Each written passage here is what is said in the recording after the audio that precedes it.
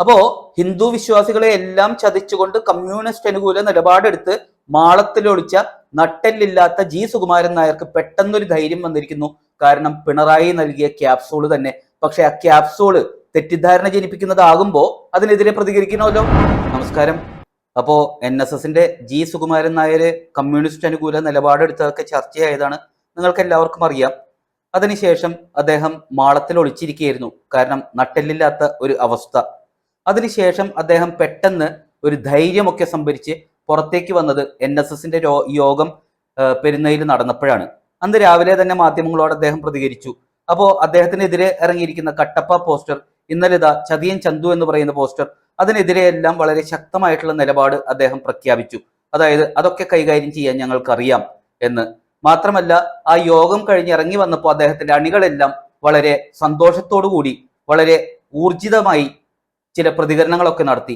അതിനുശേഷം നടന്നത് എന്താണ് എന്നറിയണം എന്നുണ്ടെങ്കിൽ ഈ പിണറായി വിജയൻ ജി സുകുമാരൻ നായർക്ക് കൊടുത്ത ക്യാപ്സൂൾ എന്താണെന്ന് അറിയണം. അദ്ദേഹം എന്ത് പറഞ്ഞാലും പ്രശ്നമില്ല, പക്ഷേ അത് ജനങ്ങളെ തെറ്റിദ്ധരിപ്പിക്കുന്നതാവുമ്പോൾ നമ്മൾ അതിനെതിരെ പ്രതികരിക്കണം. ആ തെറ്റിദ്ധാരണ ജനങ്ങളുടെ ഇടയിലുള്ളത് മാറ്റിക്കൊടുക്കണം. അതാണല്ലോ വേണ്ടത്. അപ്പോ എന്താണ് ആ ക്യാപ്സൂൾ?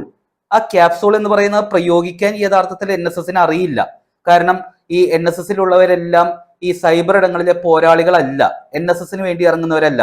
നായന്മാര് സൈബർ ഇടങ്ങളിൽ ഇല്ല എന്നല്ല ഞാൻ പറയുന്നത്. ഈ നായന്മാര് NSSന് വേണ്ടി സൈബർ പോരാളികളായിട്ട് മാറുന്നില്ല എന്നുള്ളതാണ് നമ്മൾ മനസ്സിലാക്കേണ്ടത്. കാരണം സുകുമാരൻ നായർ പറഞ്ഞാൽ മാറ്റിക്കുത്തുന്നവരല്ല നായന്മാര്, അവർ സ്വന്തമായിട്ട് അവർക്ക് ഉചിതമായിട്ടുള്ള തീരുമാനം എടുക്കുന്നവർ തന്നെയാണ്. പക്ഷേ ഇവിടെ എന്താണ് ഇറക്കിക്കൊണ്ടിരിക്കുന്നത്? അവർ പ്രചരിപ്പിക്കുന്ന പ്രധാന കാര്യം പല വീഡിയോകളിലും ഈ കമന്റുകളായിട്ട് വരുന്നുണ്ട്, അതുപോലെ തന്നെ സൈബർ ഇടങ്ങളിൽ പോസ്റ്റുകളായിട്ട് വരുന്നുണ്ട്. ഇതെല്ലാം ഇറക്കുന്നത് CPM-കാർ തന്നെയാണ്. ആ ക്യാപ്സൂൾ എന്ന് പറയുന്നത് ഈ കോൺഗ്രസ് അധികാരത്തിൽ വരികയാണെങ്കിൽ അത് മുസ്ലിം സർക്കാരായിരിക്കും.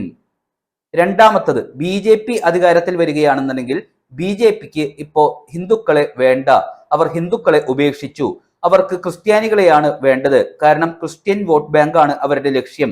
അതുകൊണ്ട് ക്രിസംഗി സർക്കാരായിരിക്കും നിലവിൽ വരുന്നത്. അതുകൊണ്ട് ഹിന്ദുക്കളെ സഹായിക്കുന്ന, ഹിന്ദുക്കളുടെ ആചാരങ്ങൾ സംരക്ഷിക്കുന്നതിന് വേണ്ടി നിലകൊള്ളുന്ന ഒരേ ഒരു പാർട്ടി എന്ന് പറയുന്നത് കേരളത്തിൽ CPM ആണ് എന്നുള്ളതാണ് അവരുടെ ഒരു ന്യായീകരണം അല്ലെങ്കിൽ ക്യാപ്സൂൾ എന്ന് പറയുന്നത്. യഥാർത്ഥത്തിൽ അതാണോ അവസ്ഥ? ഈ കോൺഗ്രസിന്റെ കാര്യം പറഞ്ഞത് സത്യാവസ്ഥ തന്നെയാണ്.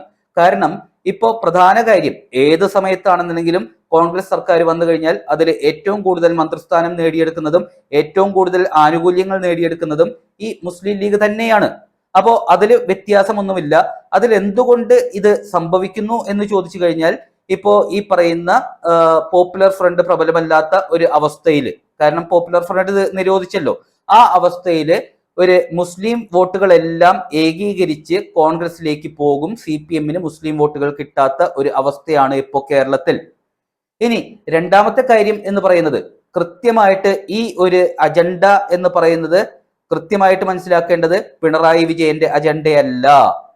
ഇപ്പോഴും ജിഹാദി സർക്കാർ തന്നെയാണ് കേരളത്തിൽ വരുത്താൻ ജിഹാദികൾ ശ്രമിച്ചുകൊണ്ടിരിക്കുന്നത്. പക്ഷെ അത് പിണറായിയിലൂടെയാണ് എന്നുള്ളത് ജിഹാദികൾക്ക് വ്യക്തമായി അറിയാം. അപ്പോ ഈ പോപ്പുലർ ഫ്രണ്ട് പ്രബലമല്ലാത്ത അവസ്ഥയിൽ, അതുപോലെ തന്നെ മുസ്ലിം ലീഗ് എന്ന് പറയുന്ന ഒരു പാർട്ടി UDF-ൽ നിലകൊള്ളുന്ന അവസ്ഥയിൽ മുസ്ലിം വോട്ടുകൾ വിഭജിച്ചു പോവും. അപ്പോ മുസ്ലിങ്ങൾക്ക് ഭരിക്കുകയും വേണം, പക്ഷെ ഹിന്ദുക്കളുടെ വോട്ടുകൾ നേടുകയും വേണം. ആ ഒരു അജണ്ടയാണ് പിണറായിയിലൂടെ ഈ ജിഹാദികൾ കേരളത്തിൽ നടപ്പിലാക്കാൻ ശ്രമിച്ചുകൊണ്ടിരിക്കുന്നത് എന്നുള്ളതാണ് സത്യാവസ്ഥ. ഇനി ഈ കമ്മ്യൂണിസ്റ്റ് ആണെന്നുണ്ടെങ്കിലും കോൺഗ്രസ് ആണെന്നുണ്ടെങ്കിലും BJP ആണെന്നുണ്ടെങ്കിലും ആരാണ് മതേതരർ? ഇവിടെ കമ്മ്യൂണിസ്റ്റുകാർ കൃത്യമായിട്ട് നിരീശ്വരവാദികളാണ്. ഇപ്പോ ഈ നാടകം കളിക്കുന്നു. KPMS-നെയും SNDP-യെയും NSS-നെയും കൂടെ നിർത്തി, അതുപോലെ തന്നെ അമൃതാനന്ദമയി ദേവിയെ പോയി കണ്ട് അനുഗ്രഹം വാങ്ങിച്ചും എല്ലാം ചെയ്യുന്നുണ്ട് എന്നുണ്ടെങ്കിലും അവർ ശബരിമലയിൽ ചെയ്തതെന്ന് നമുക്കൊരിക്കലും മറക്കാൻ പറ്റാത്ത കാര്യം തന്നെയാണ്. കാരണം സ്ത്രീകളെ, അതും ബിക്കിനി ഇടുന്ന മോഡലുകളായിട്ടുള്ള സ്ത്രീകളെ ശബരിമലയിൽ കയറ്റിയവരാണവർ. ഇപ്പോഴും പല രീതിയിൽ അതിനുള്ളിൽ, ഇപ്പോ ജയരാജന്റെ മകനാണെന്നുണ്ടെങ്കിലും എതിർപ്പ് പ്രകടിപ്പിച്ചിട്ടുണ്ട്. ഈ ഷംസീർ ആണെന്നുണ്ടെങ്കിലും കൃത്യമായിട്ട് മിത്താണ് എന്ന് പറഞ്ഞ ഒരു സംഭവം നിലനിൽക്കുന്നുണ്ട്. അപ്പോ ഇതൊന്നും മറന്നുകൊണ്ട് നമുക്കൊരിക്കലും കമ്മ്യൂണിസ്റ്റിനോട് കൂടെ ചേരാൻ സാധിക്കില്ല. കാരണം അവർ ബേസിക് ആയിട്ട് ഹിന്ദു വിരോധികളാണ്, നിരീശ്വരവാദികളല്ല, ഹിന്ദു വിരോധികളാണ് എന്നുള്ളത് തന്നെയാണ് നമ്മൾ മനസ്സിലാക്കേണ്ടത്. ഇനി BJP എന്ന് പറയുന്നത് മതേതരമാണോ എന്ന് ചോദിച്ചു കഴിഞ്ഞാൽ അവർ ചെയ്തിരിക്കുന്ന കാര്യങ്ങൾ വെച്ച് നോക്കുമ്പോൾ മതേതരം തന്നെയാണ് എന്ന് പറയേണ്ടി വരും. കാരണം മുസ്ലിങ്ങൾക്കെതിരാണോ അവർ?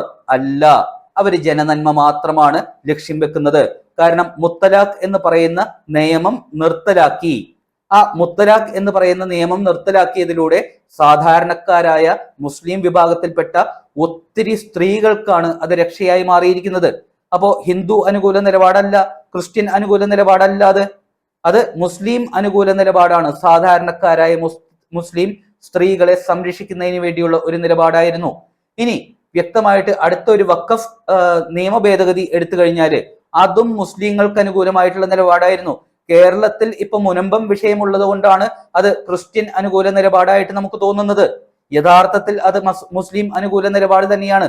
മുസ്ലിം വിഭാഗത്തിലെ ഉന്നതർ ഇതുപോലെ അള്ളാഹുവിന് വേണ്ടിയിട്ടുള്ള സ്വത്ത് എന്ന് പറയുന്നത് കിട്ടുന്നത് വഖഫിലോട്ട് വകമാറ്റി ആ വഖഫ് എന്ന് പറയുന്നതിലൂടെ ഈ മുസ്ലിം വിഭാഗത്തിലെ ഉന്നതർ ആ ഭൂമി കൈകാര്യം ചെയ്യുകയും അതിന്റെ ആ ഒരു ഗുണം അനുഭവിക്കുകയും ചെയ്യുകയായിരുന്നു. മുസ്ലിം വിഭാഗത്തിലെ സാധാരണക്കാരായ ജനങ്ങൾക്ക് യാതൊരു ഗുണവുമില്ലാത്ത ഒരു സംവിധാനമായിരുന്നു വഖഫ് എന്ന് പറയുന്നത്. അത് നിർത്തലാക്കി അങ്ങനെ സാധാരണക്കാരായ മുസ്ലിങ്ങൾക്കും വഖഫിന്റെ ആനുകൂല്യങ്ങൾ ലഭിക്കുന്ന, വഖഫ് ഭൂമിയുടെ ഗുണങ്ങൾ ലഭിക്കുന്ന ഒരു അവസ്ഥയിലേക്ക് കാര്യങ്ങൾ എത്തിക്കാനാണ് ഈ കേന്ദ്ര സർക്കാർ എന്ന് പറയുന്നത് വഖഫ് നിയമ ഭേദഗതി നടത്തിയത് എന്ന് തന്നെയാണ് നമ്മൾ മനസ്സിലാക്കേണ്ടത്. ഇനി ക്രിസ്ത്യൻ അനുകൂലം, കന്യാസ്ത്രീകളെ രക്ഷിച്ചു എന്നുള്ളതാണല്ലോ ക്രിസ്ത്യൻസിനെ അനുകൂലിച്ചു എന്ന് ഇവര് പറഞ്ഞു നടക്കുന്നത്. അതുപോലെ തന്നെ എന്താണ് ഒരു പാർട്ടിക്ക്, ഇപ്പൊ ഇവരും തിണ്ണനിരങ്ങുന്നവർ തന്നെയല്ലേ? ഇപ്പോ കമ്മ്യൂണിസ്റ്റ് പാർട്ടി എവിടെ പോയി തിണ്ണനിരങ്ങി? ഈ SNDPയുടെ തിണ്ണനിരങ്ങി, NSSന്റെ തിണ്ണനിരങ്ങി, അമൃതാനന്ദമയി ദേവിയുടെ അടുത്തേക്ക് പോയി. അങ്ങനെ ഇവരും തിണ്ണനിരങ്ങുന്നവർ തന്നെയാണ്. കോൺഗ്രസ് ആണെന്നുണ്ടെങ്കിലും ഇപ്പോ ഈ പറയുന്ന മലപ്പുറത്ത് തന്നെ കേന്ദ്രീകരിച്ച് പ്രവർത്തിക്കുന്ന ഒരു അവസ്ഥയാണ്.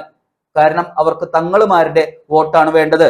പക്ഷെ BJP എന്ന് പറയുന്നത് എന്നും എല്ലാ മതവിഭാഗത്തിനും ഒരേപോലെ, അതും സാധാരണക്കാരായ ജനവിഭാഗത്തിന് നന്മ ചെയ്യുന്ന ഒരു പ്രവർത്തികൾ മാത്രമേ കേന്ദ്രത്തിൽ ചെയ്തിട്ടുള്ളൂ.